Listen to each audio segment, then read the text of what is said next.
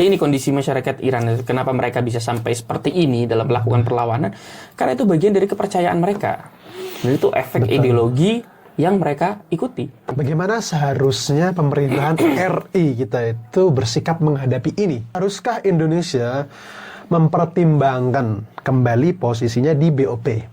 Orang yang sudah membuat perang di kawasan Timur Tengah ini Jadi Dewan Perdamaian. menjadi ketua Dewan Dewan Perdamaian. Perdamaian tepatnya. Tidak masuk akal.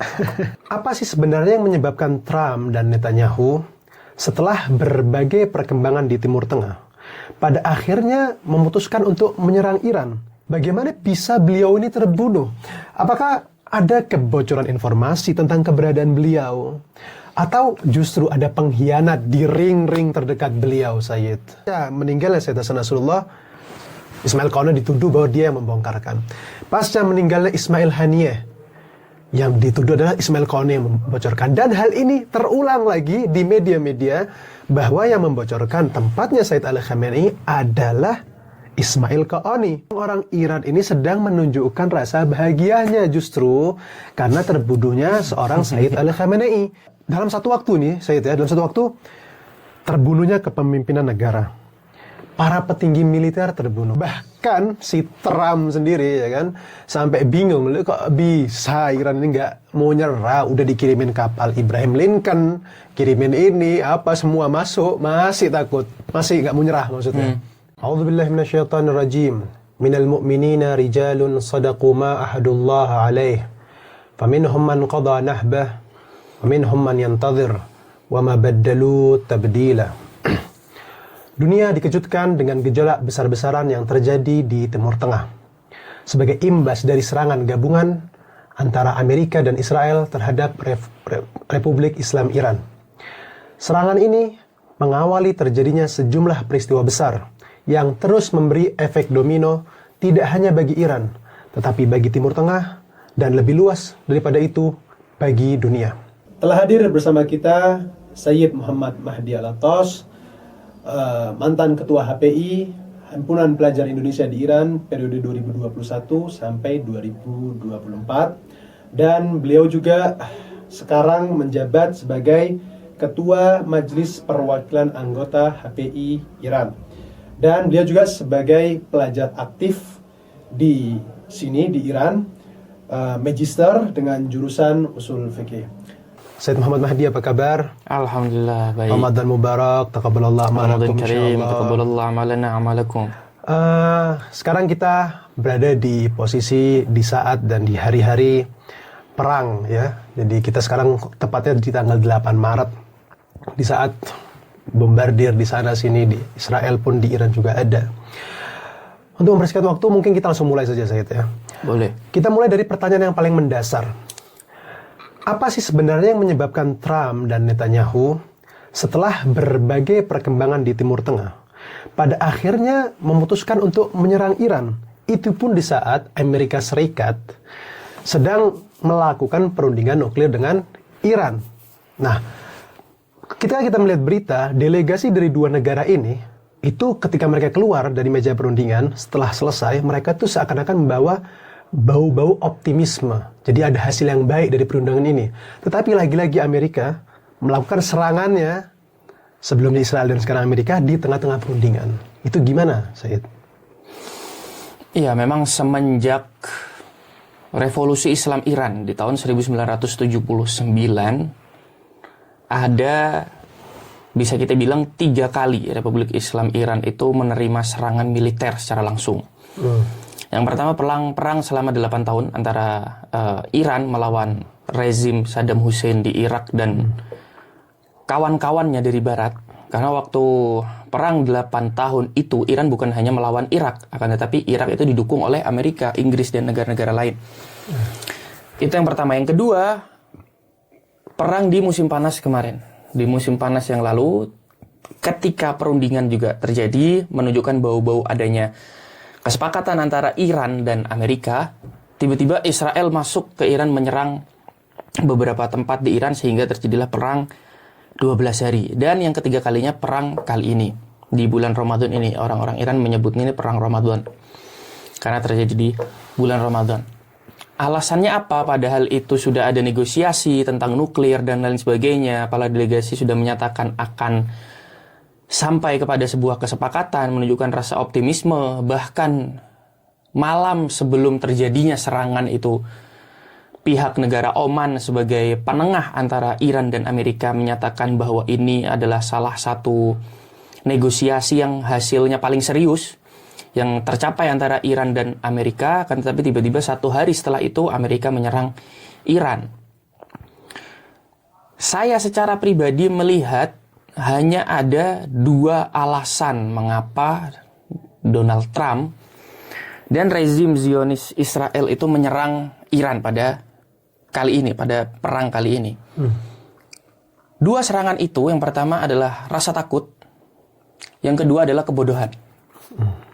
Rasa takut atas apa? Kalau misal kita melihat media-media mainstream yang diulang-ulang kembali oleh Donald Trump dan Netanyahu adalah bahwa mereka tidak akan mengizinkan Iran untuk memiliki senjata nuklir. Padahal Iran dari awal mereka menyatakan kita tidak akan membuat senjata nuklir. Iran masuk ke perjanjian nuklir damai. Proyek-proyek nuklir Iran diawasi oleh lembaga dari PBB secara langsung yang diketuai oleh Grossi, Antonio Grossi itu. Diawasi secara ketat program-program nuklir Iran dan tidak ditemukan tanda-tanda bahwa Iran akan membuat senjata nuklir. Akan tetapi yang dimunculkan di media adalah seolah-olah Iran sedang serius mengembangkan senjata nuklir, dan ini sudah dinyatakan oleh Netanyahu dari sebelum abad ke-21 dimulai, bahkan sebelum tahun 2000. 1 minggu lagi Iran akan memiliki senjata nuklir. 2 minggu lagi Iran akan memiliki senjata nuklir. 2 tahun lagi Iran akan memiliki senjata nuklir. Sampai hampir 30 tahun ini Iran masih tidak memiliki senjata nuklir. Dan alasan-alasan itu yang diulang-ulang oleh rezim Zionis Israel dan rezim di Amerika bahwa mereka memiliki alasan kuat untuk menyerang Iran. Ketakutan bahwa Iran memiliki senjata nuklir adalah ketakutan yang tidak beralasan karena tidak ada bukti-bukti yang menunjukkan hal itu. Itu yang pertama. Ketakutan yang kedua adalah ketakutan Donald Trump atas lobby-lobby Israel. Donald Trump sendiri, kita tahu Donald Trump ini seorang pengusaha ya. Kalau kita memperhatikan bagaimana Donald Trump menjadi seorang presiden, bagaimana dia menjalankan negaranya, itu seperti seorang bisnismen menjalankan perusahaannya. Yang penting untung. Kesepakatan nuklir itu akan menguntungkan pihak Amerika dan menguntungkan pihak Iran. Akan tetapi, keuntungan ini dibuang oleh Donald Trump karena takut atas lobby-lobby Zionis. Takut lobby-lobby Netanyahu, takut akan lobby-lobby Israel. Oleh karena itu kita bisa bilang bahwa salah satu alasan Donald Trump menyerang Iran adalah karena ketakutan ini. Dengan semua alasan yang ada. Dengan alasan lobby, dengan alasan file Epstein yang mungkin menjadi ancaman pribadinya sendiri. Dan ketakutan Netanyahu. Netanyahu sekarang, dia bersedia menyeret Israel ke dalam perang besar-besaran untuk menyelamatkan dirinya sendiri. Netanyahu memiliki banyak kasus. Ada kasus pelecehan, ada kasus korupsi, dan berbagai kasus-kasus lainnya. Yang ketika dia tidak menjadi Perdana Menteri, kasus ini akan naik ke pengadilan. Dengan adanya perang ini, mulai dari tahun 2023, mulai dari Tufanul Aqsa dari tahun 2023, hingga perang 12 hari dan perang Ramadan ini, Netanyahu tidak akan segan-segan menyeret Israel ke dalam sebuah perang besar. Untuk apa? Untuk menyelamatkan dirinya sendiri. Agar dia tetap menjadi Perdana Menteri. Dan ada undang-undang di Israel yang sudah disahkan beberapa tahun yang lalu, seorang Perdana Menteri tidak bisa diseret ke pengadilan. Oleh karena itu, Netanyahu akan berusaha mati-matian agar dia tetap bisa menjadi Perdana Menteri. Ketakutan ini adalah ketakutan pribadi. Ketakutan pribadi Donald Trump bahwa file Epstein akan dibongkar lebih lanjut. Dan ketakutan Netanyahu masuk penjara. Itu yang pertama. Yang kedua, tadi saya bilang adalah kebodohan. Kebodohan apa? Setelah puluhan tahun memusuhi Iran, ternyata rezim Zionis dan Amerika masih belum mengenal rakyat Iran. Sebagaimana yang disampaikan oleh Sayyid Ali Khamenei sebelum kesyahidan beliau, bahwa musuh-musuh ini tidak memahami siapa orang Iran, tidak memahami rakyat Iran itu seperti apa. Media-media di sini, para pejabat tinggi di Iran menyatakan bahwa Amerika itu memiliki rencana besar. Donald Trump dengan menyerang Iran dan membunuh pemimpin tertinggi revolusi Islam Iran, membunuh Sayyid Ali Khamenei, ingin menjalankan perang seperti di Venezuela. Perang berlangsung dalam waktu beberapa jam dengan pukulan telak, kemudian mereka menang, rakyat menyerah, negara berada di kendali mereka. Ini yang diinginkan oleh Donald Trump. Oleh karena itu, beberapa waktu yang lalu ada seorang orang yang bernegosiasi dengan Arokci, yaitu utusan Trump khusus untuk Timur Tengah, menyatakan bahwa Trump sempat berkhayal ingin melakukan sesuatu di Iran sebagaimana yang dia lakukan di Venezuela. Sedangkan orang-orang Amerika sendiri memahami tidak ada yang sama antara Iran dan Venezuela. Trump mencoba hal itu. Hari pertama serangan, mereka membunuh Sayyid Ali Khamenei dan beberapa jenderal militer Iran dengan tujuan apa? Dengan tujuan melemahkan mental rakyat Iran. Setelah ini terjadi, kemudian mental rakyat mulai lemah, mulai menurun, bahwa pemimpinnya dibunuh, jenderal-jenderal militernya dibunuh. Mereka berhasil melakukan itu, bahwa musuh mereka berhasil melakukan itu. Kemudian rakyat akan panik, terciptanya kepanikan di tengah masyarakat. Kemudian runtuhnya struktur pemerintahan, itu juga diharapkan oleh mereka. Sehingga setelah struktur pemerintahan ini hancur atau runtuh, negara tidak akan berjalan dengan baik. Negara tidak akan berjalan dengan baik. Contohnya seperti apa? Orang akan melakukan panic buying. Pom-bensin akan penuh dengan antrian. Supermarket akan habis barang-barangnya. Pasar-pasar akan tutup. Orang-orang tidak berani keluar rumah. Akan tetapi, karena mereka tidak mengenal rakyat Iran, mereka tidak mengerti bagaimana rakyat Iran menjalani kehidupan mereka, dan mereka tidak mengerti apa yang sudah disiapkan oleh Republik Islam Iran sendiri dalam menghadapi serangan-serangan. Rencana ini gagal total. Ketika Sayyid Ali Khamenei dibunuh dan diumumkan kesyahidan Sayyid Ali Khamenei, rakyat Iran tiba-tiba turun ke jalan semua. Tanpa dikoordinasi. Mereka turun ke jalan atas kecintaan mereka terhadap pemimpin mereka.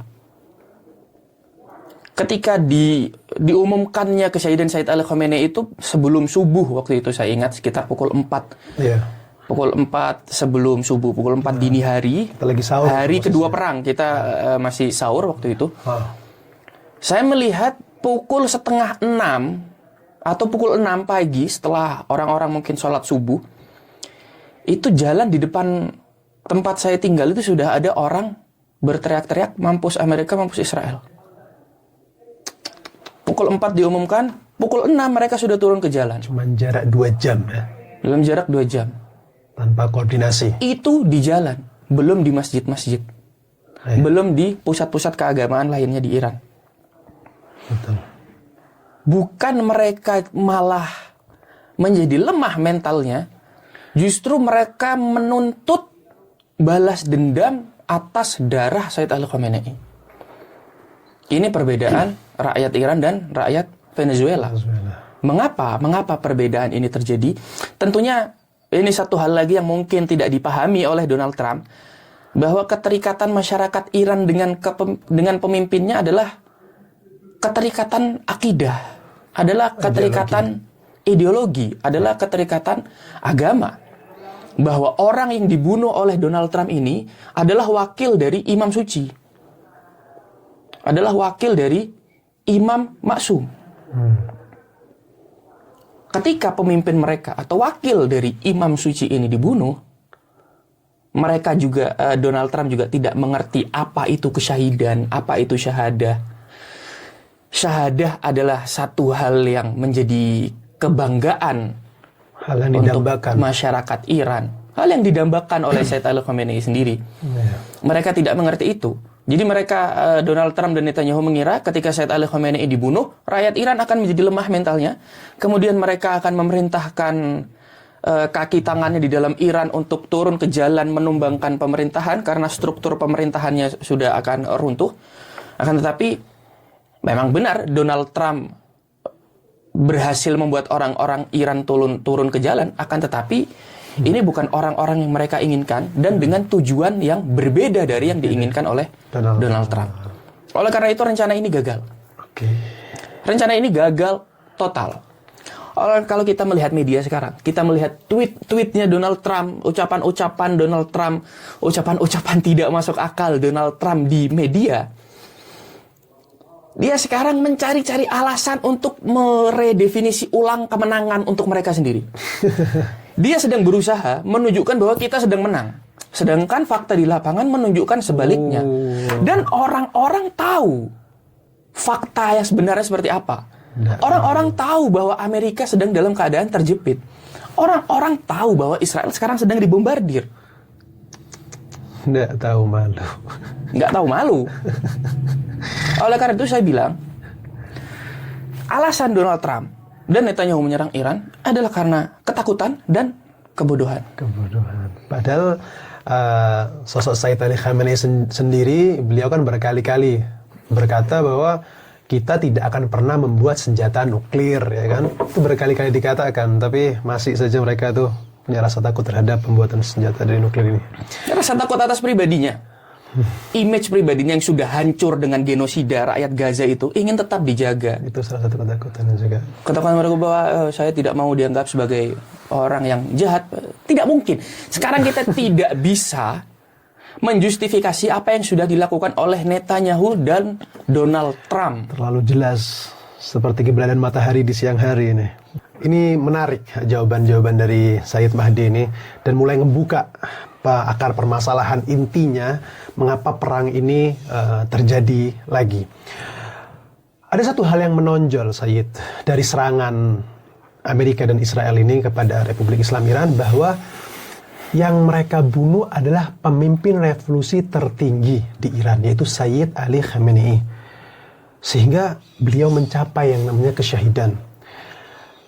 Sebenarnya apa arti syahidnya sosok sebesar beliau ini?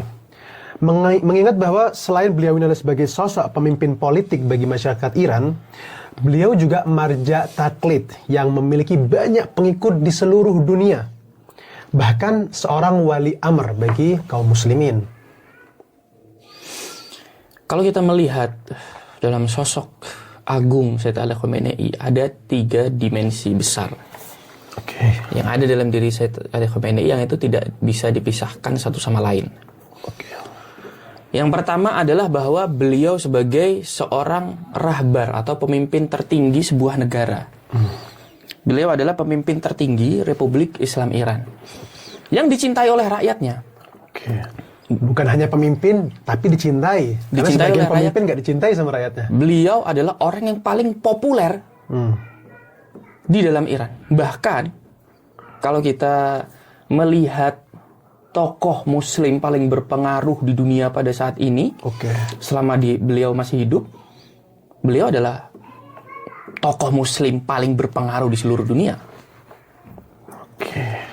Itu yang pertama, bahwa beliau adalah seorang pemimpin tertinggi sebuah negara, pemimpin tertinggi Republik Islam Iran.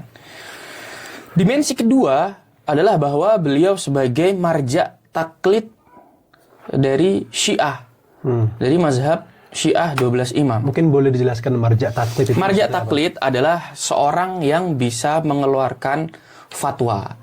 Dan orang-orang yang menjadi pengikut beliau atau muqallid beliau harus merujuk kepada fatwa-fatwa beliau dalam beribadah.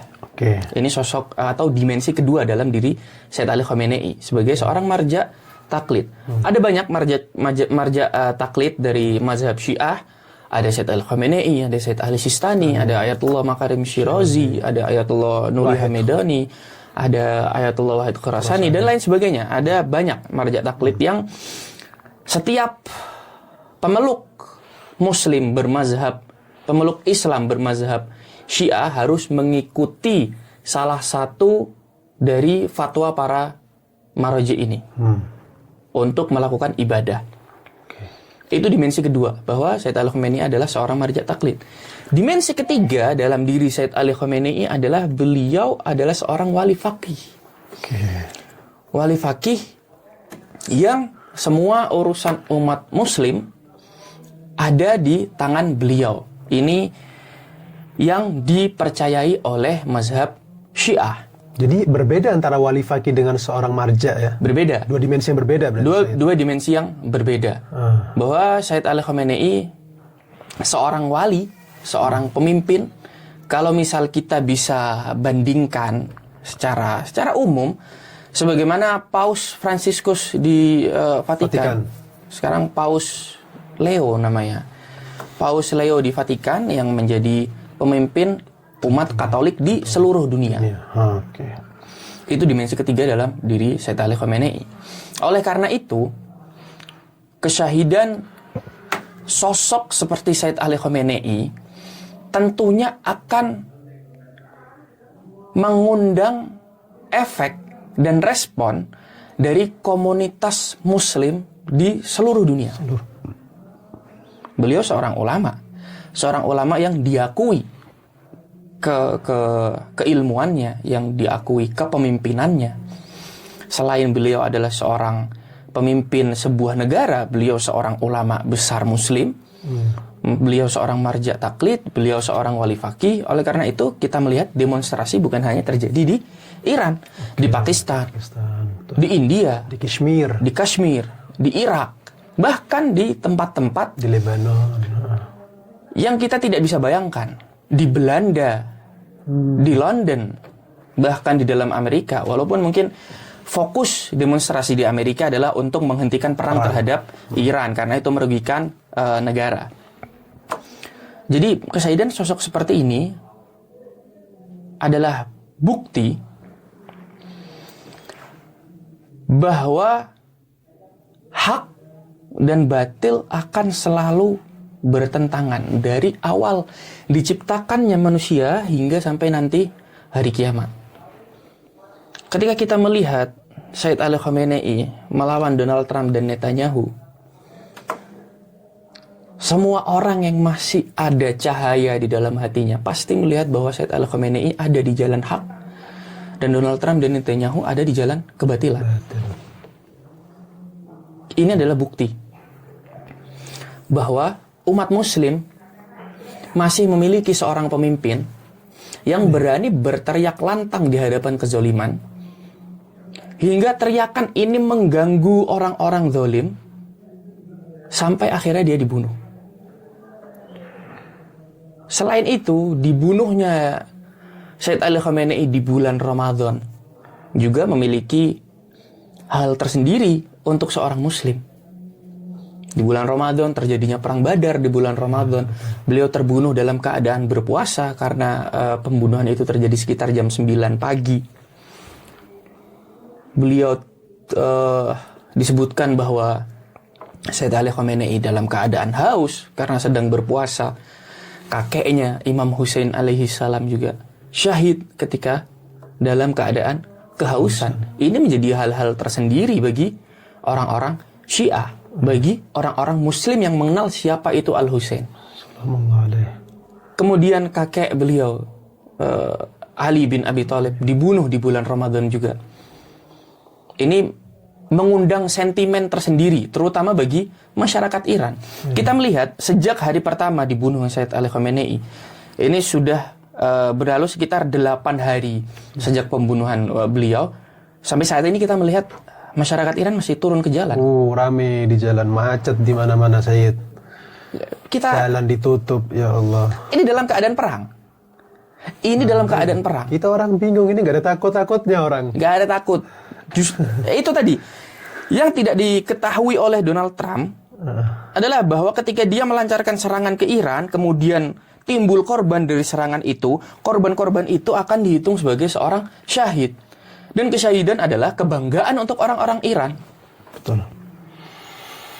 Iran itu memiliki sejarah panjang tentang kesyahidan, bahwa syahid itu mungkin sekarang menjadi tujuan anak-anak muda Iran.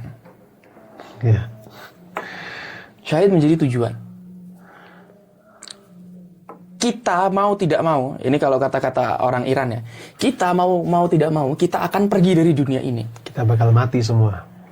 Jalan untuk pergi dari dunia ini, kita bisa melewati dunia ini dengan kesyahidan atau dengan kematian biasa. Hanya ada dua cara Subhanallah. untuk menjalani kematian. Subhanallah. Kalau ayat Al-Quran mengatakan kullu nafsin dha'iqatul maut, bahwa setiap nyawa akan mengalami kematian, akan menjalani kematian. Penerjemahan dari ayat itu dengan setiap yang bernyawa pasti akan mati sedikit keliru sebenarnya. Kullu nafsin dha'iqatul maut adalah setiap nyawa pasti akan menjalani kematian, akan merasakan kematian, akan melewati kematian. Yaitu apa? Berpindahnya kita dari dunia ini ke dunia yang lain. Perpindahan dari dunia ini ke dunia yang lain ada dua cara. Yang pasti dua-duanya nyawa kita akan melayang. Dengan kesyahidan atau dengan kematian biasa. Kematian biasa. Sekarang kalau kita disuruh milih, kita ingin mati biasa atau kalau kita bertanya ke orang-orang Iran, kalian mau melewati dunia ini dengan mati biasa atau dengan kesyahidan? Mereka pasti akan bilang kita mau melewati dunia ini dengan kesyahidan. Ini yang tidak diketahui oleh musuh-musuh Islam, bahwa di dalam Islam ada konsep tentang kesyahidan. Walaupun kita karena serangan-serangan budaya, karena perang-perang lunak yang dilancarkan oleh Amerika dan musuh-musuh Islam, makna kesyahidan itu sekarang seolah-olah negatif di mata orang-orang di luar Islam. Kata jihad itu menjadi seolah-olah negatif di mata orang-orang non-muslim. Lantunan Allahu Akbar. Teriakan Allahu Akbar seolah-olah menjadi hal yang negatif di mata musuh-musuh Islam. Ini adalah bagian dari akidah Islam. Akan tetapi kemudian jihad adalah bagian dari Islam. Syahid adalah bagian dari kepercayaan Islam. Akan tetapi jihad dan kesyahidan ini sudah dirusak image-nya oleh musuh-musuh Islam. Dimunculkan ISIS yang secara membabi buta membunuh orang tanpa ampun. Di pinggir jalan mereka menembak orang, di depan keluarganya mereka membunuh seseorang. Dan mereka menganggap ini sebuah jihad. Mereka menganggap ini sebuah jihad, padahal itu bukan jihad sama sekali. Itu bukan jihad sama sekali. Dan ketika dia mati dalam melakukan hal ini, dia tidak mati dalam keadaan syahid. Bukan jihad seperti itu yang diinginkan oleh Islam. Dan bukan syahid seperti itu yang diinginkan oleh Islam. Dan ini sengaja. Ini sengaja. Untuk apa? Untuk menghilangkan kesan bahwa Islam itu berani melawan kezaliman. Ketika orang meneriakkan takbir Allahu Akbar kemudian maju ke medan perang, oh sini ini jangan-jangan teroris nih. Nah, itu. Jadi seolah-olah Amerika, Inggris, Israel berhasil mentransformasi kata jihad di mata orang-orang awam bahwa jihad ini punyanya teroris. Karena jihad ini adalah bagian dari akidah Islam, bagian dari kewajiban umat Islam, oleh karena itu setiap muslim dianggap teroris.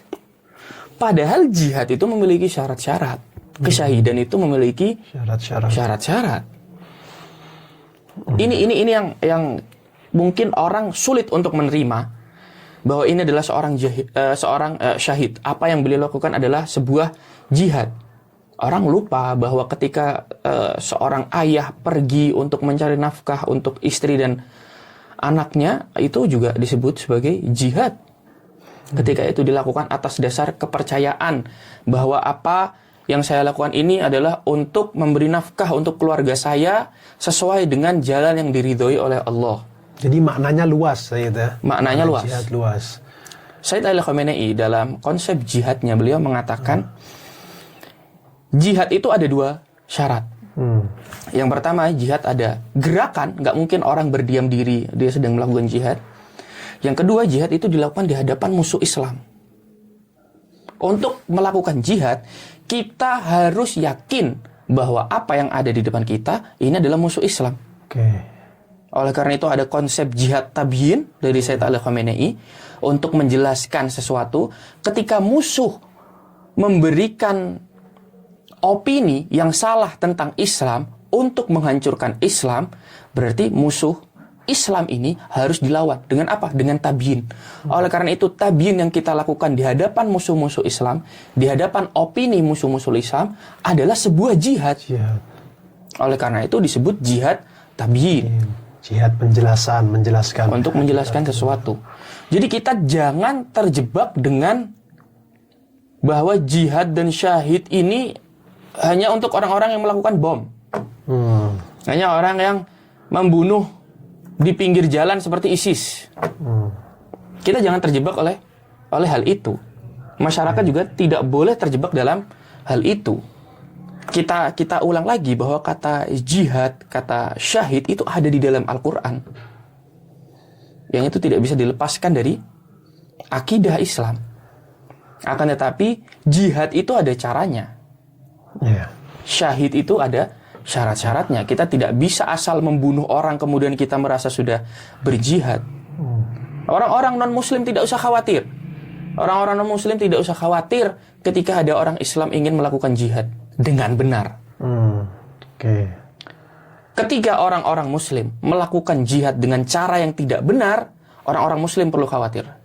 Orang-orang non-muslim maksudnya? Orang-orang muslim sendiri perlu khawatir. Iya. Karena apa? Karena ini adalah bagian dari serangan terhadap akidah mereka. Apa yang mereka lakukan ini bukan jihad, tapi mereka mengklaim mereka melakukan jihad. Mengatasnamakan jihad itu. Mereka mengatasnamakan apa yang mereka lakukan dengan hawa nafsu dengan nama jihad. Ini orang-orang muslim juga perlu khawatir. Oleh karena itu, Iran sendiri mengirim tentara ke Irak dan Suriah untuk melawan ISIS yang mengaku sedang berjihad. Ini perbedaan konsep jihad yang dimiliki oleh rakyat Iran dan konsep jihad yang dimiliki oleh orang-orang teroris seperti itu. Kita perlu memisahkan hal ini. Kita perlu lebih pintar lagi dalam hal ini. Bahkan saat ini ketika kita melihat bahwa Sayyid Ali Khamenei sebagai ulama, sebagai marja taklid, sebagai wali faqih, sebagai pemimpin tertinggi sebuah negara, orang-orang Iran turun ke jalan untuk meneriakkan pembalasan dendam atas darah Sayyid Ali Khamenei. Mereka saat ini merasa sedang melakukan jihad dalam membela Islam. Kita perlu tahu bahwa Sayyid Ali Khamenei sebagai seorang ulama adalah salah satu lambang Islam. Kita harus akui bahwa Sayyid Ali Khamenei adalah sebuah lambang Islam yang sedang dinodai oleh musuh-musuh Islam. Oleh karena itu sudah sewajarnya sebagai seorang muslim kita perlu membela hak dari Sayyid Ali Khamenei. Orang-orang di sini semuanya menuntut balas atas darah Sayyid Ali Khamenei. Mereka menuntut balas atas lambang Islam yang sedang dinodai ini. Ini sangat membuka dan penjelasan yang lumayan rinci dan detail mengenai tentang apa itu syahada, apa itu syahid, apa itu jihad. Ya, kita orang berharap dengan adanya penjelasan ini semoga bisa ngebuka mata orang-orang yang masih menutup mata mereka tentang makna jihad itu sendiri. Karena mau gimana pun pada akhirnya setiap umat harus benar-benar memahami hakikat itu langsung dari sumbernya seperti itu. Jadi bukan hanya boleh jadi karena Amerika sendiri, Israel sendiri mereka memaknai jihad sendiri, mereka punya makna jihad sendiri. Ini kan yang berbahaya seperti yang tadi Sayyid katakan. Iya, mereka berhasil mendistorsi makna jihad sehingga ketika kita bilang seorang muslim bilang ana mau jihad, orang-orang sebelah ntar dulu. Orang takut. Dikira kita mau ngebom kantor polisi. Mana ada ngebom kantor polisi itu sebuah jihad? Nggak ada. Bukan itu jihad yang diinginkan oleh Islam. Iya, betul. Tapi menariknya ada satu isu yang begitu tersebar di antara masyarakat dunia, mungkin di Indonesia juga, bahwa pertanyaan yang selalu terulang-ulang, bagaimana seorang seperti Sayyid Ali Khamenei, pemimpin revolusi tertinggi yang harusnya keamanan harus dijaga ketat, bagaimana bisa beliau ini terbunuh? Apakah ada kebocoran informasi tentang keberadaan beliau? Atau justru ada pengkhianat di ring-ring terdekat beliau, Sayyid? Gimana nih? Jadi orang itu kadang karena melihat Iran itu berani melawan Israel dan Amerika, dan mereka berkata bahwa mereka siap untuk berperang dengan Israel Amerika. Ketika terjadi sesuatu di dalam Iran tuh orang menganggap, wah berarti ini Iran kecolongan. Ini sering. Ini diulang-ulang. Diulang-ulang terus. Kecolongan. Termasuk ketika ada demonstrasi 2 bulan yang lalu, yang kerusuhan itu, ada orang, oh ini berarti Iran kecolongan, kok bisa kayak begini loh. Ini perang. Perang itu memukul dan dipukul. Yeah. Jadi kata kecolongan itu atau kecolongan, kemudian kata-kata kebocoran informasi dan lain sebagainya. Perang itu bukan cuma terjadi secara fisik, ada perang intelijen juga. Kita perlu memahami perang secara lebih luas lagi, bahwa kecolongan dan kebocoran ini itu merupakan istilah yang digunakan untuk menyederhanakan sesuatu yang sebenarnya sangat detail, yang sebenarnya sangat rumit. Kalau kita melihat pertandingan tinju, orang melakukan pertandingan tinju itu berarti 2 orang ini sudah latihan tinju bertahun-tahun. Untuk khusus pertandingan ini mereka melakukan persiapan berbulan-bulan. Betul. Dua-duanya baku pukul. Ketika satu petinju kena pukul, kita mau bilang petinju ini kecolongan? Ya enggak lah. Ya ini perang. Perang itu dipukul dan memukul. Ketika serangan itu masuk, serangan itu masuk. Ketika serangan itu berhasil dihalau, serangan itu berhasil dihalau. Jadi kata-kata kebocoran dan kecolongan itu tidak ada maknanya sebenarnya. Ibaratnya kata kecolongan dan kebocoran dan lain sebagainya, itu kita seolah ingin menjelaskan perang antara Iran dan Israel melawan Israel dan Amerika ini kepada anak kecil. Kecolongan itu. Itu usaha untuk menyederhanakan sesuatu yang sebenarnya sudah jelas bahwa ini itu perang. Perang itu menyerang dan diserang. Betul. Entah itu perang intelijen, entah itu perang fisik, entah itu perang ekonomi, entah itu perang keamanan, apapun bentuknya, perang itu terjadi 2 arah. Betul. Ada 2 arah yang saling menyerang. Satu, sebagian serangan masuk, sebagian serangan berhasil dihalau. Itu namanya perang. Yeah.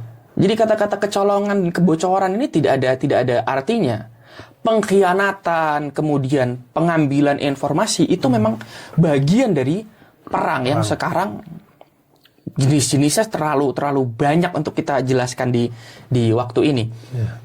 Misal kalau kita lihat di Venezuela tiba-tiba Amerika datang menyerang suatu negara, menculik presidennya, dibawa kabur tanpa ada perlawanan sama sekali. Itu saya secara pribadi yakin bahwa Nicolas Maduro ini dikhianati oleh orang-orang sekelilingnya. Iya. Tapi apakah itu terjadi di Republik Islam Iran? 2 jam setelah serangan terhadap Iran langsung membalas serangan itu. Iya. 2 jam setelah itu. Berbeda dengan perang yang 12 hari waktu itu. Berbeda dengan perang yang 12 hari. Perang 12 hari lebih dari 12 jam. 12 jam. Baru Iran menyerang balik. Jadi tandanya Iran sudah siap ya. Iran sudah siap. Sudah belajar dari perang sebelumnya. Sayyid Ali Khamenei sudah siap. Bukan berarti kemudian kalau Sayyid Ali Khamenei syahid atau terjadi apa-apa terhadap seseorang di dalam Republik Islam Iran, mereka akan bilang, siapa nih yang membocorkan rahasia? Siapa yang membocorkan informasi? Siapa ini yang mengkhianati saya? Bukan seperti itu. Ini namanya perang. Di dalam perang semua bisa terjadi. Betul. Jadi kata kecolongan dan kebocoran ini apa semua itu usaha untuk mempersempit sesuatu yang sebenarnya sangat luas dimensinya. Oke. kalimat pengkhianat. Ada juga satu hal dan isu yang beredar, Sayyid, bahwa menyusul syahidnya beliau ini, beredar isu yang mengatakan bahwa ada sosok pengkhianat yang menyebabkan serangan ini berhasil menargetkan Sayyid Ali Khamenei. Dan sosok itu diduga adalah Jenderal Ismail Qaani. Menarik sekali apabila kalau misalnya kita lihat bahwa Israel, Zionis, dan Amerika dan media-media mereka berkali-kali mengangkat nama seorang Jenderal Ismail Qaani ini setelah kesyahidan atau meninggalnya pemimpin-pemimpin tertinggi. Salah satunya Sayyid Hasan Nasrullah. Pasca meninggalnya Sayyid Hasan Nasrullah, Ismail Qaani dituduh bahwa dia yang membongkarkan. Pasca meninggalnya Ismail Haniyeh, yang dituduh adalah Ismail Qaani yang membocorkan. Dan hal ini terulang lagi di media-media bahwa yang membocorkan tempatnya Sayyid Ali Khamenei adalah Ismail Qaani. Apakah ini, pertanyaan adalah, apakah ini sekedar kebetulan? Atau ini propaganda musuh? Atau ini memang kepingan puzzle dari sesuatu yang belum terungkap? Untuk merespon hal ini, kita memerlukan bukti. Ini muncul satu berita, kita tahu berita saat ini tidak semuanya benar. Betul. Jadi, benar atau tidaknya bahwa Ismail Qaani, Jenderal Ismail Qaani adalah sebabnya, kita tidak bisa menghukumi hal itu. Yang kita tahu sampai sekarang, sayap Quds, pasukan Quds dari Garda Revolusi Islam Iran, jenderalnya atau pemimpinnya masih Jenderal Ismail Qaani. Ketika ditanya, kok Ismail Qaani tidak ada di jalan-jalan sekarang loh? Sekarang kondisi lagi perang. Sekarang kondisi Iran sedang perang. Lebanon sedang perang juga. Ismail Qaani adalah seorang pemimpin dari pasukan Quds. Pasukan Quds, perlu diketahui bahwa pasukan Quds adalah sebuah pasukan tertentu dari IRGC, dari Garda Revolusi Islam Iran, yang melakukan aksi-aksi di luar garis teritorial Iran. Kalau misal salah satu bukti yang disebutkan Ismail Qaani itu mengkhianat karena sekarang dia berada di luar negeri. Loh, wajar kalau Ismail Qaani berada di luar negeri. Ismail Qaani ini pemimpin pasukan Quds. Karena tugasnya berarti. Karena tugasnya memang ada di luar negeri. Oleh karena itu kita tidak bisa menghukumi benar atau tidaknya berita ini. Benar atau tidaknya berita, kita perlu bukti. Ketika bukti itu muncul, ketika berita itu muncul tanpa ada bukti kuat, hanya sekedar omongan atau cocok logi yang terjadi, bahwa sebelumnya ini pasti Ismail Qaani. Ketika Syahid Hasan Nasrullah dibunuh oleh Israel, banyak terjadi demonstrasi di Iran. Jenderal Ismail Qaani ikut di dalam salah satu demonstrasi yang ada di Tehran. Kali ini apakah dia pengkhianat? Ketika isu ini muncul lagi, kita tidak bisa menghukumi hal itu karena belum ada bukti.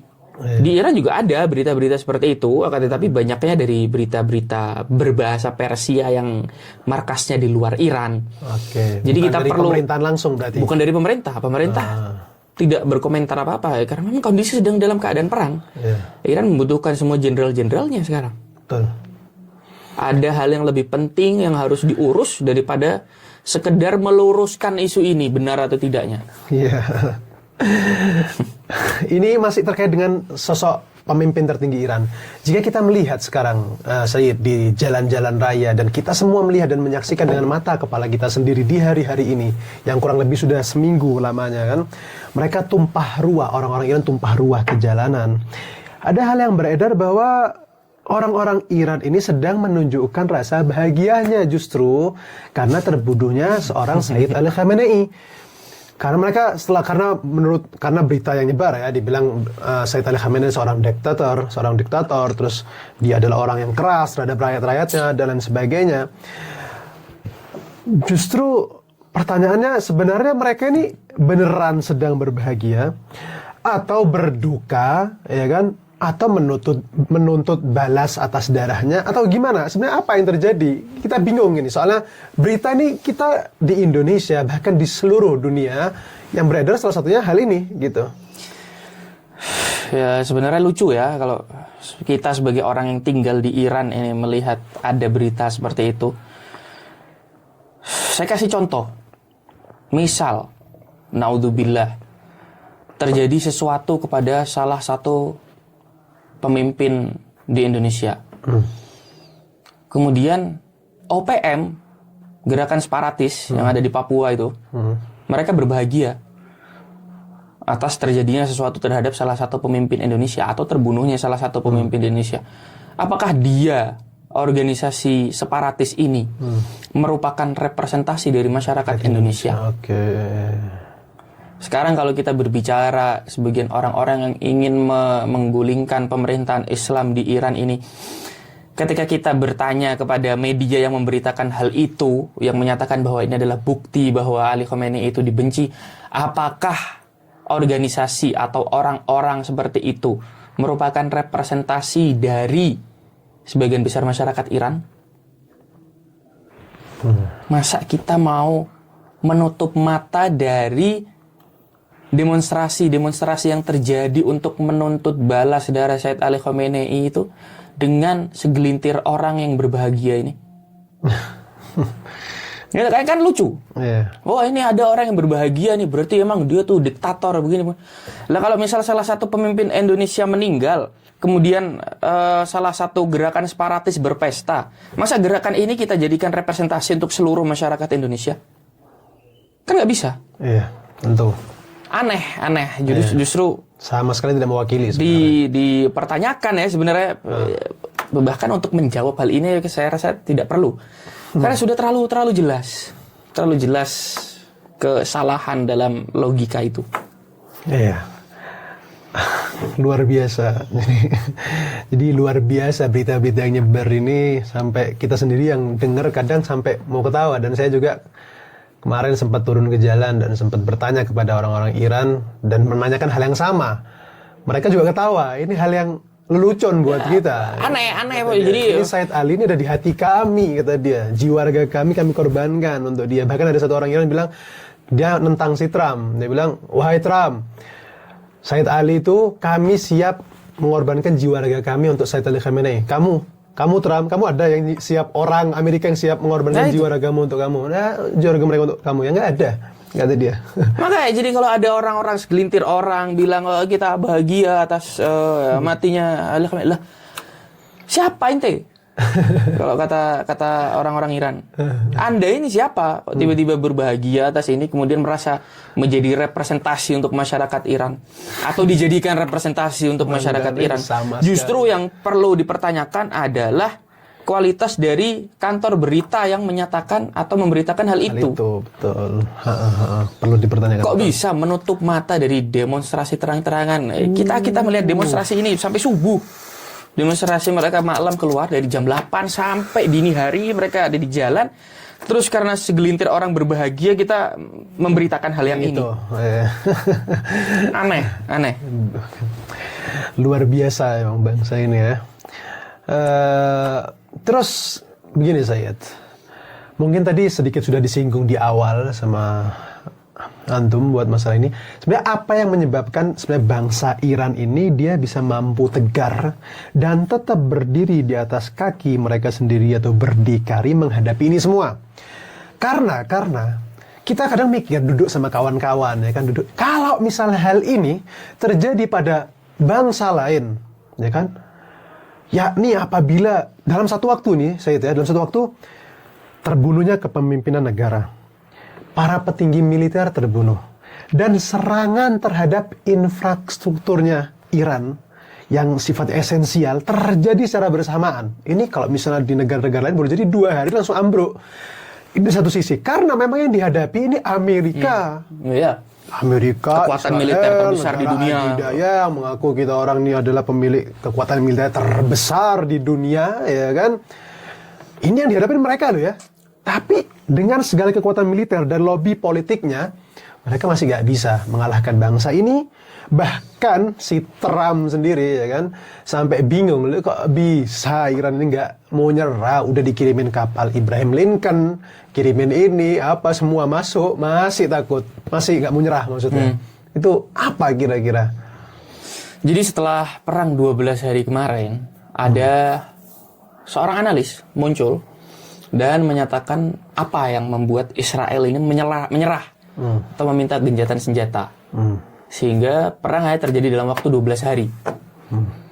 Salah satu analisa yang disebutkan adalah Iran memiliki dua hal yang itu mungkin tidak ada di negara lain.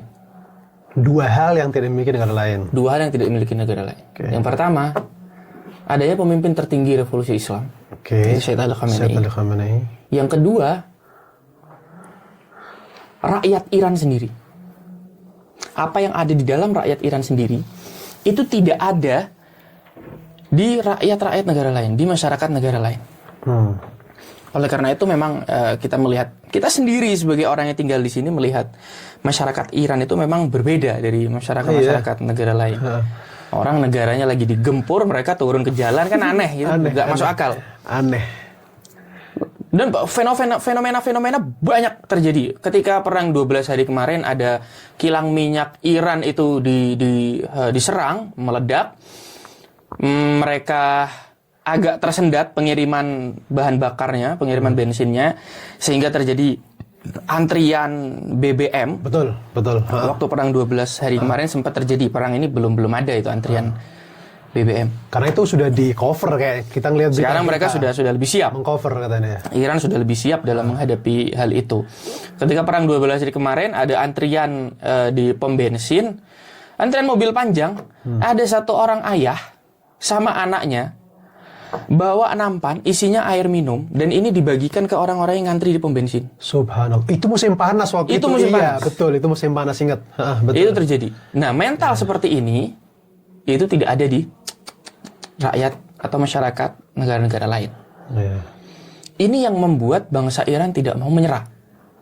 Dan mereka sendiri, orang-orang Iran ini memiliki kebanggaan tersendiri sebagai orang Iran. Nah, nasionalisnya tinggi berarti. Nasionalismenya tinggi. Tinggi, betul. Itu kita saksikan. Itu. Nasionalismenya sangat tinggi. Mungkin orang bisa ngeritik pemerintah. Orang bisa ngomong, oh ini pemerintah nggak bener begini, harga naik. Cuman ketika Iran dijelek-jelekin, mereka maju paling depan. Betul, itu kita saksikan. Ya. Ini kita perlu ambil pelajaran. Sebagai masyarakat Indonesia, kita perlu mencintai negara kita sebagaimana orang-orang Iran mencintai negaranya. Masalah di setiap negara pasti ada. Betul. Negara Indonesia pasti memiliki masalah. Akan tetapi itu bukan alasan untuk mengkhianati bangsa sendiri. Itu bukan alasan untuk tidak membela bangsa sendiri. Untuk tidak membela negara sendiri. Ini bukan menjadi alasan. Masalah-masalah yang ada tidak bisa menjadi alasan untuk membenci negara sendiri. Betul. Ini yang kita saksikan. Oleh karena itu, dengan semua masalah yang ada di dalam Iran, masalah militer, masalah ekonomi, masalah politik, masalah budaya, masalah internet bahkan. Itu yang paling. Jutaan orang setiap malam turun ke jalan membela pemimpinnya dan membela negaranya. Itu untuk rakyat Iran. Untuk pemimpin tertinggi, kalau misalnya kita melihat perang 12 hari kemarin, serangan itu terjadi dini hari ketika subuh. Betul. Seingat saya waktu itu subuh terjadi. Di hari yang sama, pemimpin tertinggi revolusi Islam Iran, Syed Ali Khamenei pada waktu itu muncul ke televisi memberikan pesan kepada masyarakat. Pesan ini yang membangkitkan mental masyarakat untuk berani melawan musuh-musuh mereka. Oleh karena itu, keberanian seorang pemimpin itu berpengaruh kepada rakyatnya. Keberanian seorang pemimpin akan memberi efek dalam diri masing-masing rakyat untuk membela negaranya. Pemimpin saya saja seperti itu, berani turun ke medan perang. Saya juga harus berani. Kalau pemimpinnya takut juga rakyatnya. Takut juga rakyatnya. Tapi subhanallah memang ya, dengan kita sendiri menyaksikan bahwa kemarin khususnya setelah terjadi demonstrasi yang besar-besaran dikarenakan penuntutan harga yang naik dan sebagainya yang dimanfaatkan oleh musuh untuk menurunkan istilahnya orang-orang mereka ya di tengah kerumunan itu, kita melihat bahwa memang harga memang kemarin tuh 2 sampai 3 kali lipat kan Ya, kita minyak sendiri aja. ngerasain ya. Iya, ya Kita apalagi yang sendiri sudah menikah, Betul. ya kan? Apalagi yang sudah menikah, harganya 2-3 kali lipat, minyaknya, berasnya, la ilaha illallah. Cuman dengan meskipun dengan seperti itu, tetap makanya saya takjub banget sama Raiti dan tanpa basa-basi. Ketika saya turun juga, saya ngelihat apa sih yang mereka lakukan. Saya ngeliat ini bangsa top, ini bangsa Unik. unik. Aneh, Kayaknya nggak ada ini, kayaknya. aneh. Kita orang di akal nggak masuk, nggak paham. Iya, jadi memang ada efek ideologis dari situ. Kalau kita lihat di sholat Jumat di Iran ini, di setiap sholat Jumat di sini kan ada 2 khutbah. Ada 2 khutbah. Khutbah yang pertama itu membahas tentang zikir, tentang Takwa. akhirat, tentang takwa, puasa dan lain sebagainya. Tapi khutbah kedua itu pasti tentang politik dan tentang kondisi masyarakat Islam secara umum. Apa yang sedang terjadi di dunia, ada kebijakan apa yang sedang keluar dari pemerintah, ada kebijakan apa yang sedang dibahas oleh pemerintah. Ini disampaikan oleh khotib-khotib Jumat di seluruh tempat-tempat sholat Jumat di Iran. Itu kayak menjadi markas gitu saya gitu ya. Jadi untuk menyadarkan masyarakat, maksudnya apa yang sedang terjadi sekarang. Jadi biar kita melek sama apa yang sedang terjadi. Menyadarkan masyarakat tentang politik. Politik, betul. Memang mungkin orang agak kaget, ini kok politik dibawa ke masjid. Jangan salah, Rasulullah itu ketika rapat perang itu di masjid. Rapat perangnya di masjid. Rapat perang di masjid. Jadi masjid itu menjadi sentral untuk pendidikan masyarakat. Dan itu yang harusnya memang terjadi. Bahwa kita mengetahui apa yang sedang terjadi di masyarakat kita saat ini melalui masjid di sholat Jumat. Di sini para ulama menjelaskan kepada masyarakat, membimbing masyarakat apa yang harus dilakukan. Karena kalau bukan ulama yang membimbing masyarakat, lalu siapa yang mau membimbing masyarakat pada kondisi seperti ini?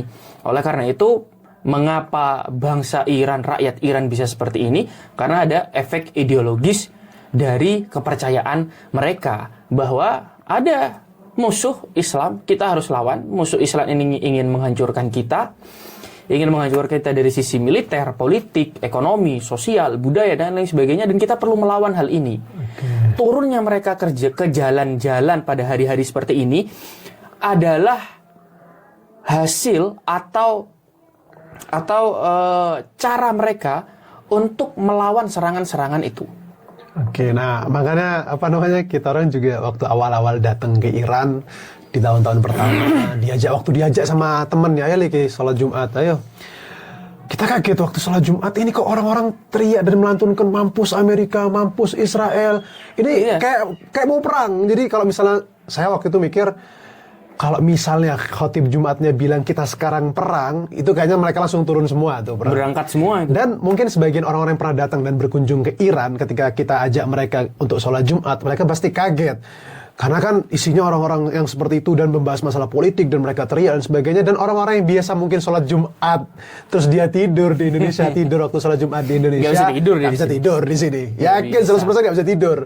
Mau tidur dikit langsung denger teriak tiba-tiba teriak, tiba-tiba takbir. Makanya itu. Ya itu yang terjadi di kondisi masyarakat Islam yang ada di Iran. Mereka memiliki kesadaran politik, mereka memiliki kesadaran seperti apa dunia ini berjalan. Jadi mereka bisa melawan atau memberikan respon yang sesuai dengan apa yang terjadi di tengah masyarakat.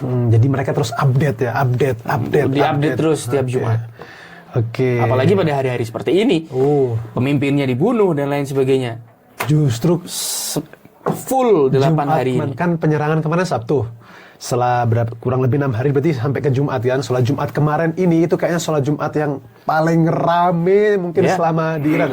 Kemarin sampai keluar ke jalan-jalan dan jalan pada ditutup sudah. Jalan pada ditutup dan setelah mereka sholat Jumat pun mereka turun ke jalan, demonstrasi lagi. Nggak ada capeknya. Itu pun dalam keadaan puasa saya. Dalam puasa. Itu puasa dan siang mereka demonstrasi, malam nanti demonstrasi lagi. Makanya turun ke jalan lagi. Yang mau jalan-jalan, yang naik mobil. Subhanallah, makanya itu. Ya ini kondisi masyarakat Iran. Kenapa mereka bisa sampai seperti ini dalam melakukan perlawanan? Karena itu bagian dari kepercayaan mereka. Dan itu efek ideologi yang mereka ikuti. Betul. Sekarang kita tarik ke negara kita yang tercinta. Sekarang kita sebagai seorang orang Indonesia, masyarakat Indonesia, ya kan? Secara umum bagaimana kita seharusnya mengambil sikap, Sayyid, dalam perang antara Iran dan Amerika ini? Kira-kira sikap apa yang harus kita ambil? Bisa kita ambil sikap sebagaimana seharusnya, yaitu kita perlu berada di atas kebenaran.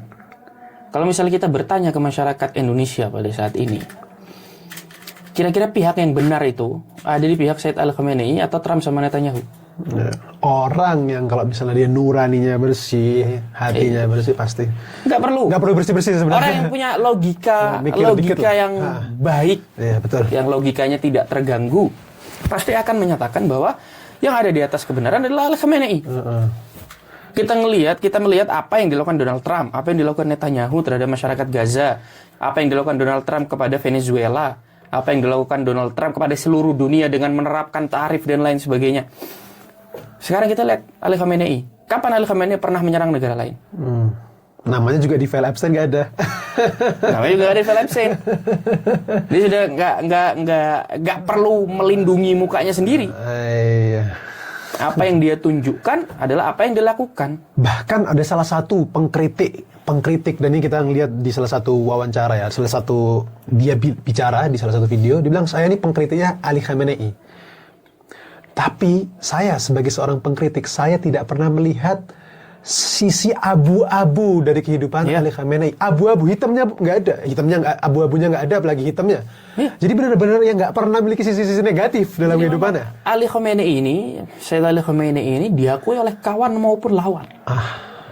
Diakui oleh kawan maupun lawan.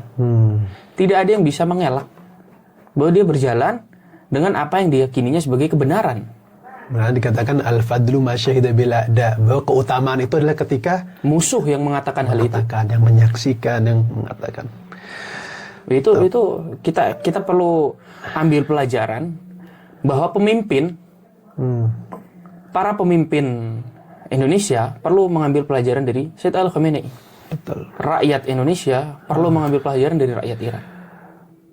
Tapi gini Sayyid, meskipun dengan ini udah terang benderang ya, masalah mana pihak hak dan mana pihak batil, masih ada saja yang mereka itu misalnya nggak bisa nerima, atau yang lebih parah dari itu adalah mereka yang bersikap netral.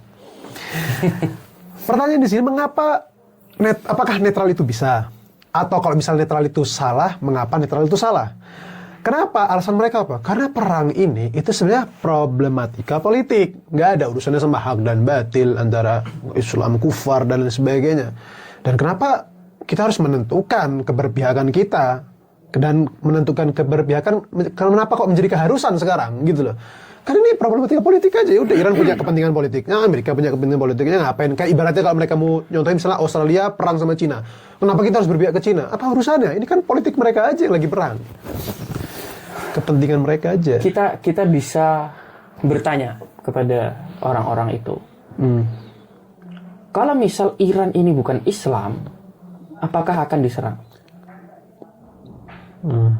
Kalau misal Iran ini tidak membela Palestina, apakah akan diserang oleh Israel dan Amerika? Kalau negara ini bukan negara Islam, apakah ini yang akan terjadi kepada negara ini? Orang mungkin ngerasa ini tidak ada hubungannya dengan orang-orang di Indonesia. Kita ini diajarkan oleh Al-Quran bahwa umat Islam itu satu umat. Apa yang terjadi kepada bangsa Palestina, sebagai saudara Muslim kita juga perlu merasakan hal itu, karena umat yang satu.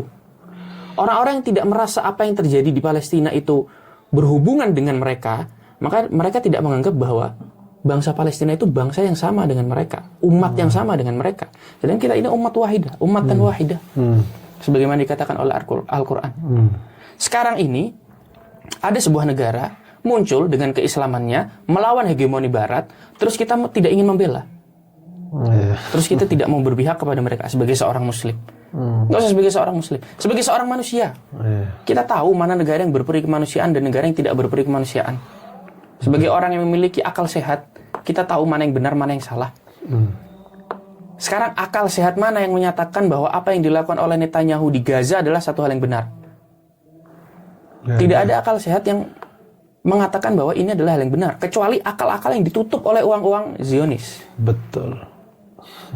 Tidak mungkin orang membenarkan apa yang dilakukan Netanyahu di Gaza. Tidak mungkin orang membenarkan apa yang dilakukan Trump di Venezuela dan Iran. Apakah kita ingin duduk diam, tidak memihak siapa-siapa? Terserah. Itu memang hak masing-masing untuk menentukan pendapat, untuk menyampaikan pendapat, untuk menentukan pihak mana yang ingin dibela. Akan tetapi ketika ini terjadi kepada negara kita, apakah kita tidak ingin negara-negara lain membela kita?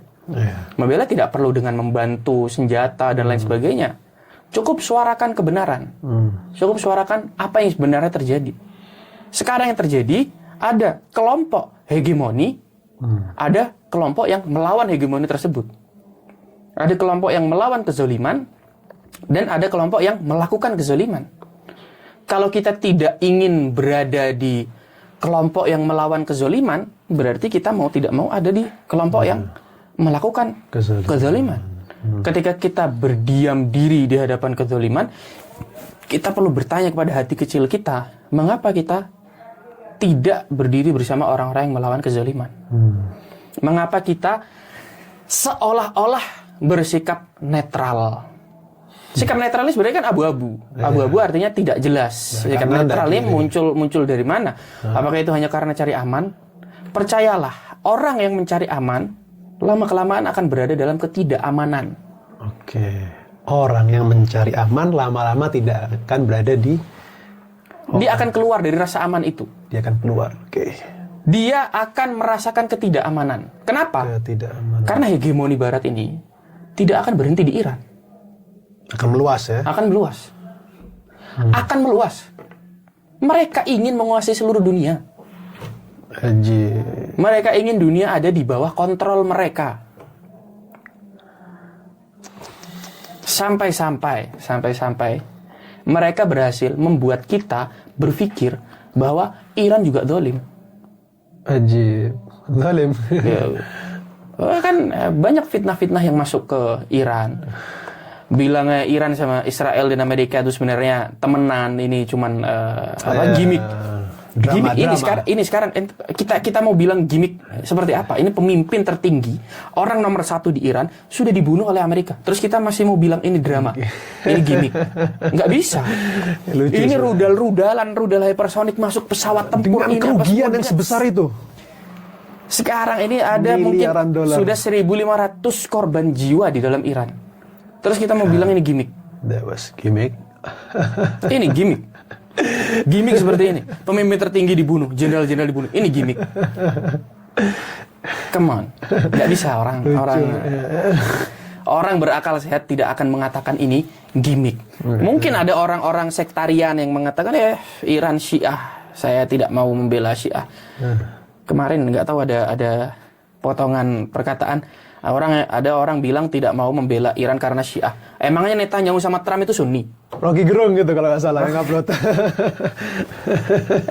bukan jawaban yang rasional, tapi pikirin aja dulu. Iya, pikir. Terus kita sesama Muslim tidak mau membela sesama Muslim. Ulama-ulama Sunni di seluruh dunia menyampaikan bela sungkawanya. Di Rusia mengeluarkan fatwa ulama Sunninya kalau nggak salah. Di Mesir, di dalam Iran sendiri, di Irak, di daerah-daerah Teluk Persia, semua menyampaikan bela sungkawa. Semua menyatakan bahwa mereka berdiri bersama Republik Islam Iran. Mereka mengatakan bahwa orang-orang kafir mengatakan apa yang dilakukan Trump itu tidak sesuai dengan konstitusi. Tidak sesuai dengan hukum tidak sesuai dengan hukum internasional. Ya. Terus kita ini bukan urusan kita. Ya sudah, berarti kadar diri Anda seperti itu. Oke. Anda nggak sampai ke kadar diri Anda sampai di situ saja. Oke, Said. Ini kan barusan kita bicara tentang masalah berkaitan dengan kita sebagai warga negara Indonesia. Sekarang kita naik ke yang lebih tingginya. Pemerintahan Republik Indonesia Bagaimana seharusnya pemerintahan RI kita itu bersikap menghadapi ini? Lagi-lagi ya, kita perlu belajar. Sebagaimana yang sudah saya katakan, kita perlu belajar dari Iran. Ketika kita memiliki kepentingan yang tidak sesuai dengan kepentingan hegemoni internasional saat ini, ketika kita tidak melawan, maka kepentingan kita itu harus disingkirkan demi meloloskan kepentingan hegemoni internasional. Ketika kita tidak melawan, ketika kita tidak berani, ketika kita tidak siap. Oleh karena itu, pemerintah kita, rakyat kita, perlu mempersiapkan diri. Jangan sampai ketika hal ini terjadi, kita tidak siap. Karena ketika kita tidak siap, rakyat kita tidak siap, pemerintah kita tidak siap, maka yang dirugikan adalah kepentingan bangsa Indonesia. Ketika pemerintah tidak siap, rakyat Indonesia akan mengalami kerugian. Ketika pemerintah siap tapi rakyat Indonesia tidak siap, maka pemerintah tidak akan didukung oleh rakyatnya. Oleh karena itu, baik pemerintah maupun rakyat Indonesia perlu mempersiapkan diri dalam menghadapi hal-hal sebagaimana yang terjadi di Iran.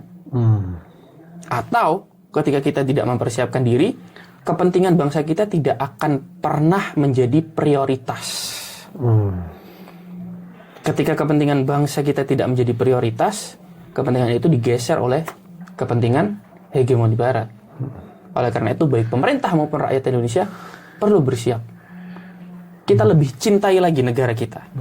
Kita perlu lebih mencintai negara kesatuan Republik Indonesia ini. Kita lahir di situ. Kita hidup di Indonesia. Kita akan mati di Indonesia. Kita perlu mencintai negara ini. Kita perlu mencintai Indonesia sebagai ladang perjuangan kita dalam mempersiapkan akhirat kita. Kita mau berjuang kalau bukan di Indonesia, di mana lagi? Medan perjuangan kita adalah membela negara kita, membela kepentingan bangsa kita. Ini yang perlu kita persiapkan, dan kita perlu mempersiapkan dari semua lini, dari sisi keilmuan, dari sisi kemampuan, dari sisi ekonomi, dari semua lini. Kita perlu mempersiapkan diri untuk membela bangsa Indonesia. Ini pelajaran yang bisa kita ambil dari rakyat Iran, dari para pemimpin Iran, dari Republik Islam Iran.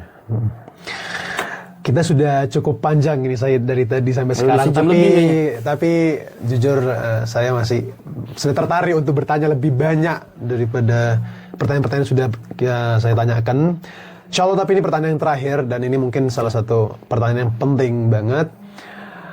Sekarang kan kita tahu bahwa Indonesia sudah masuk ke Board of Peace atau BOP, dan ini pun ramai pembahasannya di Indonesia. Sebagian mendukung, sebagian juga menolak, sebagian dan lain sebagainya, macam-macam reaksi lah dari masyarakat. Pertanyaannya, haruskah Indonesia mempertimbangkan kembali posisinya di BOP? Terutama setelah kejadian ini, perang ini, ya kan? Karena sebagian besar rakyat sepertinya lebih sadar bahwa duduk satu meja dengan pelaku penjajahan yang paling nyata dan terdokumentasi lengkap di zaman ini adalah sebuah pengkhianatan terhadap amanah konstitusi. Apakah perlu mempertimbangkan keberadaan kita di BOP ini, Sayyid? Pertama, BOP ini sebuah badan yang menggeser tugas dari PBB. Board of Peace itu kan Dewan Perdamaian. Dewan Perdamaian di dunia harusnya pengawasan terhadap perdamaian dunia harus dilakukan oleh PBB. Sedangkan ini BOP ini bukan inisiasi sebuah negara tertentu. Ini inisiasi satu orang, yaitu Donald Trump. Ini inisiasinya Trump. Yang di luar PBB. Jadi mungkin kita bisa bilang bahasa kasarnya, BOP ini jenis kelaminnya tidak jelas. Lembaga resmi ini bukan lembaga resmi PBB. PBB punya lembaga sendiri untuk menjamin perdamaian. Masalah itu berhasil atau tidak itu urusan lain. Cuman urusan BOP ini siapa yang bakal menjamin itu akan berjalan sesuai dengan apa yang dipikirkan para anggotanya? Pertama, namanya Dewan Perdamaian, Board of Peace. Siapa yang menginisiasi? Donald Trump. Donald Trump ini, dia membunuh Qasem Soleimani. Dia 2 kali melancarkan serangan kepada Iran ketika sedang dalam negosiasi pada perang Ramadan ini. Dia melancarkan serangan ke situs nuklir Iran ketika perang 12 hari. Dia melanggar kedaulatan negara Venezuela dan menculik presidennya. Terus dia mau menginisiasi namanya Dewan Perdamaian. Apanya yang damai dari orang ini? Apanya yang damai dari orang ini? Kok bisa orang dengan track record seperti ini dipercaya untuk menginisiasi sebuah badan di luar PBB untuk menciptakan perdamaian di dunia? Wujudnya dia gak damai. Isinya gak ada yang damai dari dirinya dia. Gak ada yang damai dari dirinya. Subhanallah. Dan ini apa yang saya katakan ini terdokumentasi dengan jelas. Jelas semua di orang media tahu. internasional. Semua bisa semua orang mengakses. tahu itu. Semua bisa Dan mengakses. semua orang sadar itu. Apakah pemerintah Indonesia perlu mempertimbangkan kembali? Iya dong. Sangat perlu. Apakah orang yang menginisiasi Board of Peace ini bisa dipercaya setelah melakukan serangan yang melanggar aturan internasional ke Iran? Apakah orang ini bisa dipercaya setelah melakukan serangan ke Venezuela? Mana itu? Apa yang bisa menjadi jaminan? Ada yang berkata salah satu tokoh publik mengatakan bahwa Indonesia masuk ke dalam Board of Peace ingin mengawasi dari dalam. Loh, sebentar, Anda mengawasi dari dalam ini, Anda ingin mengawasi sebuah lembaga yang masih tidak jelas jenis kelaminnya. Apa yang mau diawasi? Kalau masuk toilet bingung. Ini dari awal ini sudah tidak konstitusional, sudah di luar PBB. Apanya yang mau diawasi? Sekarang apanya yang mau diawasi dari Donald Trump? Siapa yang sekarang percaya bahwa Donald Trump ingin mewujudkan perdamaian di atas dunia? Siapa yang mau percaya setelah apa yang dia lakukan selama ini? Masih ada orang yang mau percaya. Pemerintah Indonesia perlu mempertimbangkan kembali. Perlu mempertimbangkan berarti saya itu ya. Perlu, sangat perlu mempertimbangkan kembali. Dan ini bukan cuman saya yang mengatakan hal itu. Bahkan terakhir MUI setelah sebelumnya setuju, setelah pembunuhan Said Ali Khamenei ini dari berita yang saya baca, menuntut pemerintah untuk mundur dari Board of Peace. Dan ini langkah yang bagus. Masa Board of Peace ini kan programnya belum berjalan. Program belum berjalan, masa ini mau sudah menimbulkan perang. Mana damainya? Mana damainya? Ini Donald Trump di awal pemerintahannya mengatakan saya ingin menciptakan perdamaian di dunia. Sekarang dia menciptakan perang.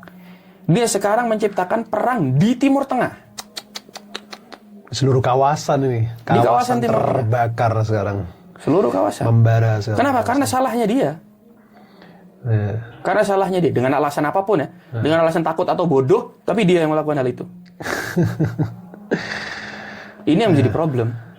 Orang yang menciptakan perang adalah inisiator Dewan Perdamaian. Karena tidak masuk akal. Ayo, kita perlu berpikir ulang. Tanakut.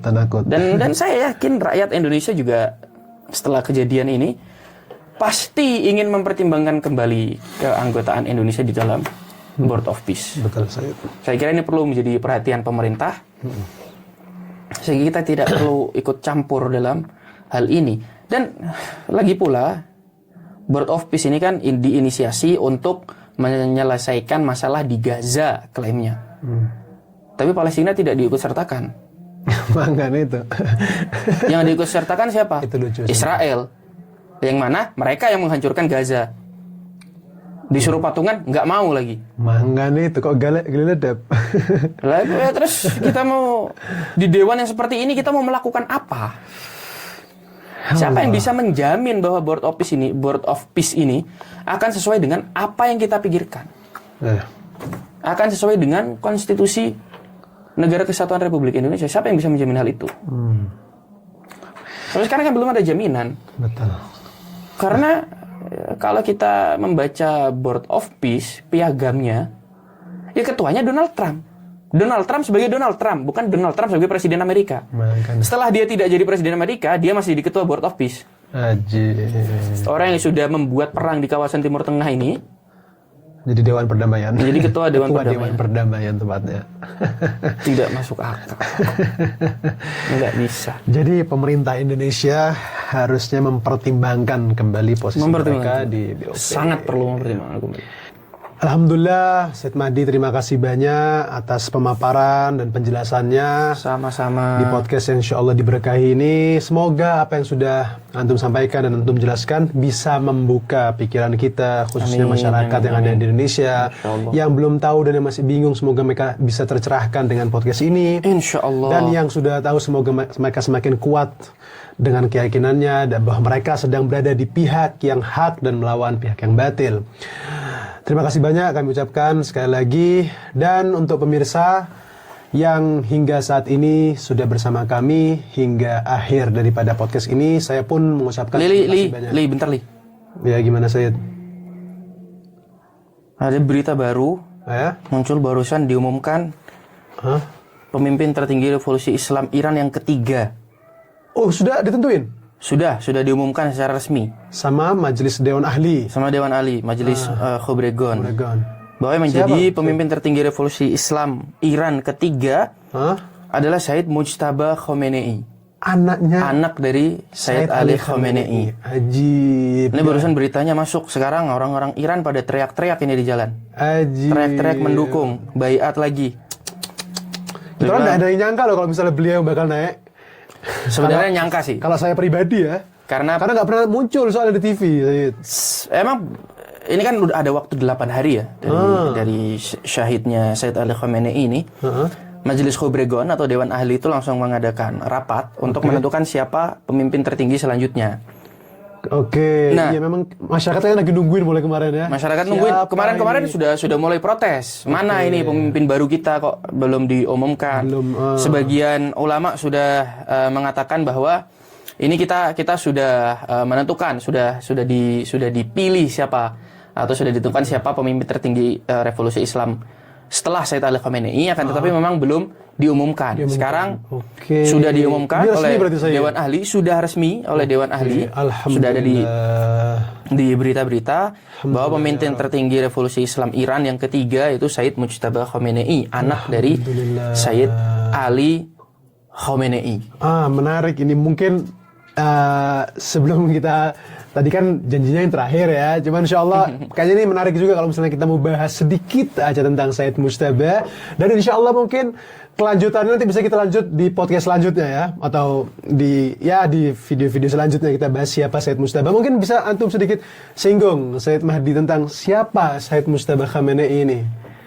Iya, kalau kita berbicara tentang Said Mujtaba Khomeini ya, kita kalau secara umum kalau kita berbicara tentang keluarganya Said Ali Khomeini itu kan mungkin banyak yang nggak kenal.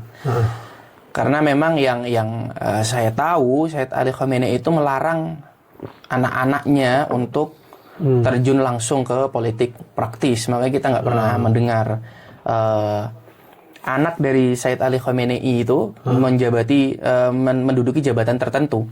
Emang nggak ada. Bahkan kemarin ketika istri dari Said Ali Khomeini itu dinyatakan syahid, orang-orang media kesulitan menemukan foto dari istri Said Ali Khomeini ini karena saking nggak pernah ada fotonya.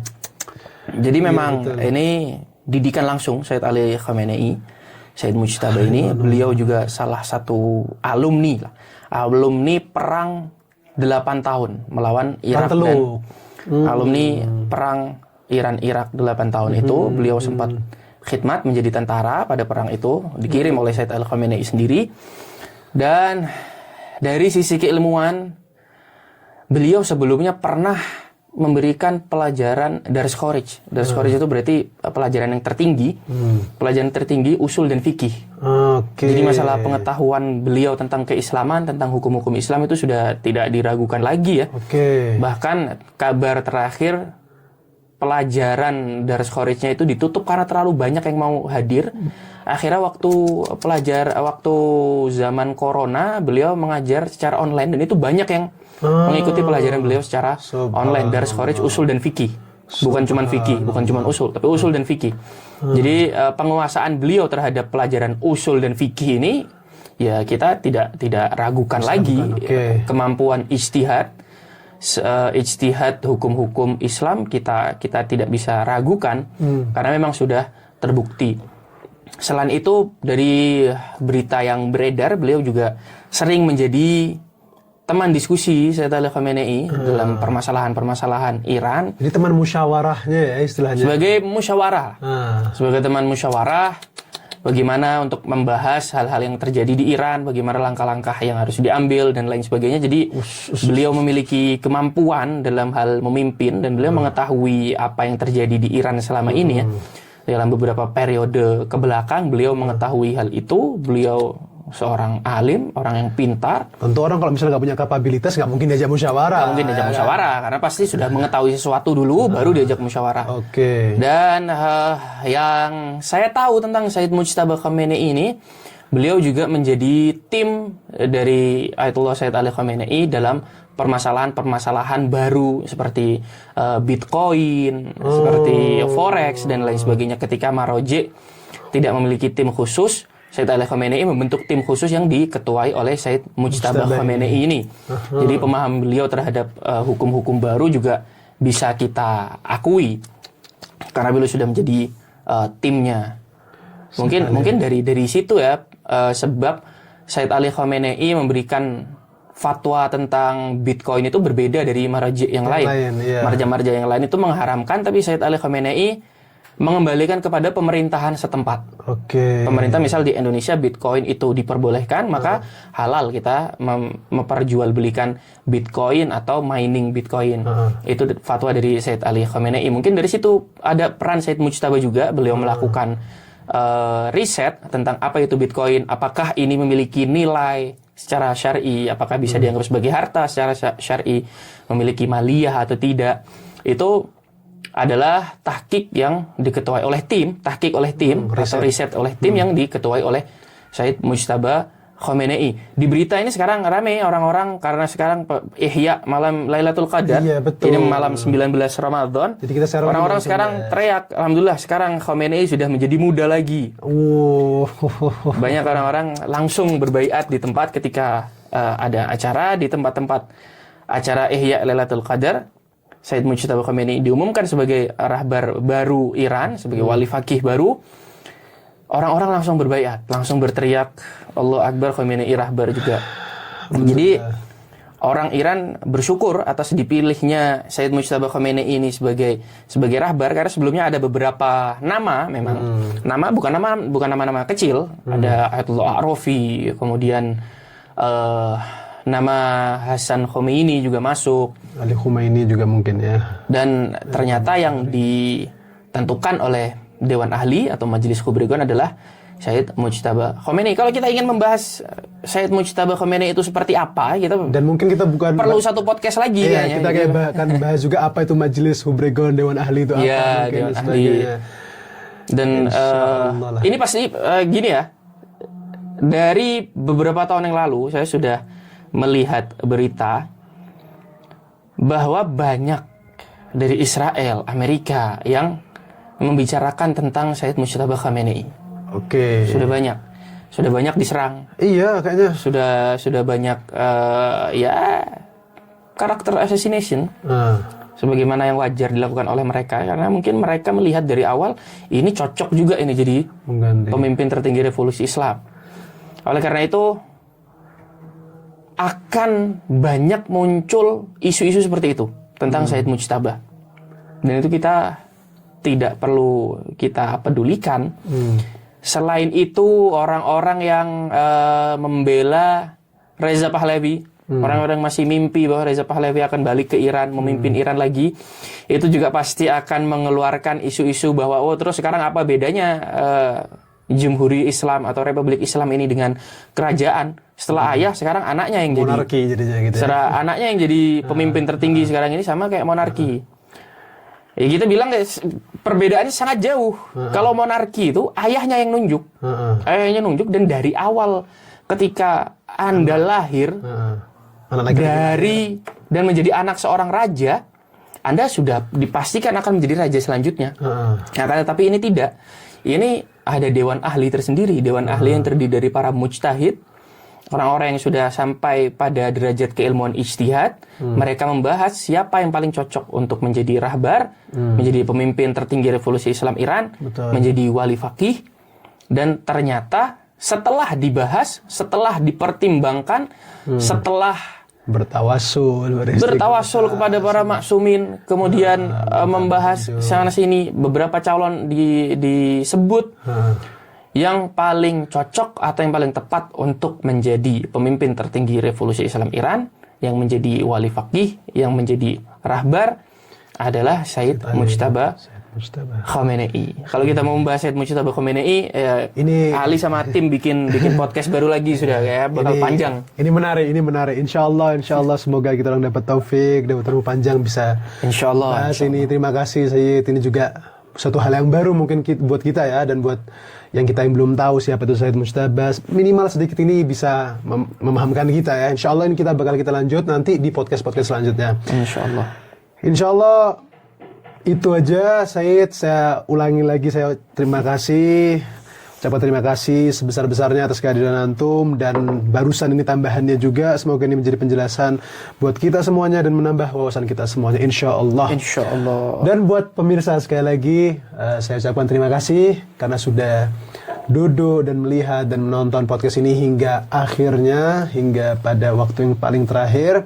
Semoga podcast ini bermanfaat untuk kita semuanya, bisa mencerahkan untuk kita semuanya, dan yang sudah tahu sebelumnya dan sebagainya bisa lebih menguatkan keyakinan kita hingga akhir hayat kita semua insyaallah. Dan semoga podcast ini juga bisa menjadi lahan dan menjadi sarana buat kita untuk menentukan bahwa kita berada di pihak yang mana, antara hak ataupun yang batil, dan semoga hak dan batil semakin jelas sekarang setelah kita melihat podcast ini. Terima kasih banyak. Kami juga meminta maaf kalau misalnya ada kurang atau salah dari kata. Minta maaf sebanyak-banyaknya, dan semoga kita bisa bertemu di podcast selanjutnya. Wassalamualaikum warahmatullahi wabarakatuh.